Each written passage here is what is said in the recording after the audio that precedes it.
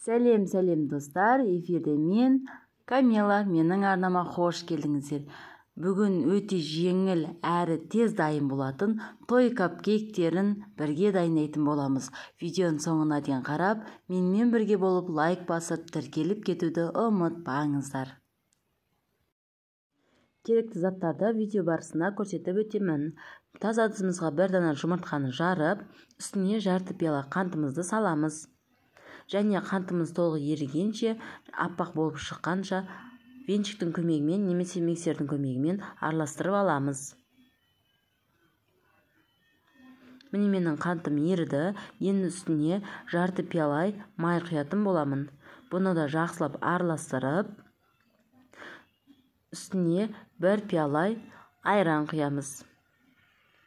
Кез келген айран болады, домашний болсын, магазиндегі айран болсын, еш қиындатудың қажеті жоқ. Үйдегі бар айранды құя беруге болады. Және 1,5 пиала ұн салатын боламыз. Онымен бірге қопсытқышты бірге араластырып саламыз. 2 бөлікке бөліп араластырсаңыздар жақсы болады.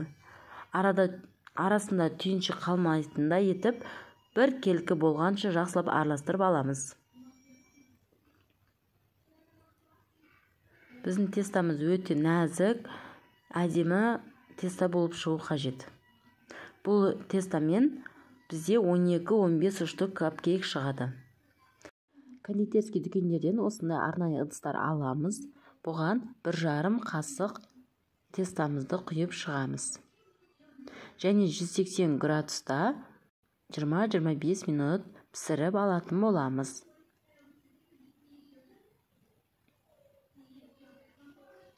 Бұл жерде менде 10 ғана ыдыс болған соң, 10 ғана ыдысқа салатын боламын. Негізі қамырым қалып кетті. 15 шақты шығып қалады. Капкейктер пісіп шығамын дегенше кремін дайындай береміз. Ең алдымен бізге творожный сыр, сливки және қант ұнтағы қажет болады. Миксердің көмегімен жақсылап араластырып, креміміз біркелкі формаға келгенше араластырып аламыз. Дайын болған білу үшін кремді төңкеріп көргенде өз формасын жоғалтпай, ағып кетпейтіндей болу қажет. Міне осылай төңкергенде өз формасын жоғалтпау керек. Міне біздің капкейктер пісіп шықты. Енді үстіне қалағанымызша, өзіміздің қалауымызша насадкамызды қойып, кремімізді салып, бетін әсемдеп шығамыз. Өз фантазияларыңызды іске қосып, бетін әсемдесеңіздер болады. Барлық керекті заттарды описанияға жазып кететін боламын. Назарларыңызға рахмет.